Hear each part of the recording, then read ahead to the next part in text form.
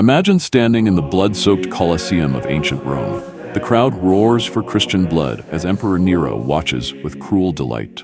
In this world of terror and persecution, a humble man is about to inherit an impossible burden, to follow the martyred Saint Peter as leader of a hunted faith. His name? Pope Linus, the second pope in history. A name that history has nearly forgotten, yet one that shaped Christianity in its most vulnerable hour. Picture this, it's AD 67. The great apostle Peter has just been crucified upside down by Roman authorities. The fledgling Christian community, huddled in homes and hidden corners of Rome, is leaderless, frightened, and on the verge of collapse. Enter Linus. Born in the verdant hills of what we now call Tuscany, Linus had learned directly at Peter's feet. The apostle saw something in this quiet, resolute man, a steadfastness that would weather the coming storm. Before his death, Peter appointed Linus to guide the Roman Christian community, entrusting him with the most dangerous leadership position in the empire. But who would follow a successor to a fisherman? Who would risk execution to continue this new faith? While emperors built monuments to their own glory, Linus built something far more enduring, an underground network of faith. His papacy, spanning approximately AD 67 to 76, coincided with some of Rome's darkest hours. Emperor Nero, having already blamed Christians for the Great Fire of Rome in 64 AD, had unleashed waves of persecution. Christians were sewn into animal skins and torn apart by dogs. Others were covered in wax and burned as human torches in Nero's gardens. In this nightmare landscape, Linus moved like a ghost. Historical records tell us he established practical structures for the young church. St. Irenaeus writes that Linus created a system where women covered their heads during worship, a seemingly minor detail that reveals something profound. Even while hunted, these Christians maintained order and dignity in their faith. Imagine attending a secret Christian service during Linus's papacy. The flickering lamplight in a Roman domus, the hushed prayers, the constant fear of discovery. And there stands Linus, perhaps wearing simple clothes to avoid detection, breaking bread and offering hope when hope seemed foolish. Beneath Rome's streets lies another city, the catacombs. These winding tunnels of death became ironically sanctuaries of life under Linus's guidance. Close your eyes and travel there now. The damp stone walls, the smell of earth and oil lamps, the sound of quiet chanting echoing through narrow passages. Here, surrounded by the departed, Pope Linus would have celebrated the Eucharist with the living.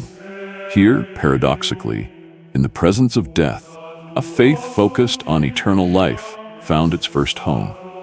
Archaeological evidence suggests these underground networks expanded significantly during the years of Linus's papacy. Was this coincidence? Or did this forgotten pope recognize that survival meant going deeper, both spiritually and literally, than their persecutors could follow? How did Pope Linus die? History offers contradicting accounts. Some ancient martyrologies suggest he was beheaded on the orders of the consul Saturninus, whose daughter Linus had allegedly healed of demonic possession. Others indicate he died peacefully after 9 years of quiet, determined leadership. The truth? Perhaps lost to time. But consider this, in an era when Christian leaders were systematically executed, survival itself was a kind of miracle. Whether by martyrdom or natural death, Linus's body is believed to rest near Peter's tomb beneath the Vatican. Two pillars of faith, united in death as in life. What we do know with certainty is that Linus's name appears in the ancient Roman Canon of the Mass, where it has been spoken for nearly 2 millennia. Think about that, a name whispered in reverence across continents and centuries. A humble Tuscan who became, in death, immortal. In our age of celebrity and self-promotion, Pope Linus offers a radical counterpoint: leadership through selfless obscurity. He sought no fame, built no monuments to himself, left no writings for posterity. Instead, he focused entirely on preserving a flame that seemed destined to be extinguished. That flame now illuminates cathedrals across the world. When you stand in the magnificent St. Peter's Basilica in Vatican City, remember that before the marble and gold, before the artistic masterpieces and architectural wonders, there was Linus, leading worship in dirt-floored homes and torch-lit catacombs. His legacy wasn't carved in stone, but in human hearts. He taught generations of believers that faith doesn't require grandeur. It requires courage, conviction, and unwavering hope in the darkest hours. History celebrates conquerors who changed the world through force. But Linus represents a different kind of revolutionary, one who changed the world through peaceful persistence. While emperors like Nero sought to eradicate Christianity through violence, Linus and his followers embodied their faith's central message: love over hatred, forgiveness over vengeance, light over darkness. This quiet revolution, this stubborn insistence on compassion even toward persecutors, ultimately outlasted the mighty Roman Empire itself.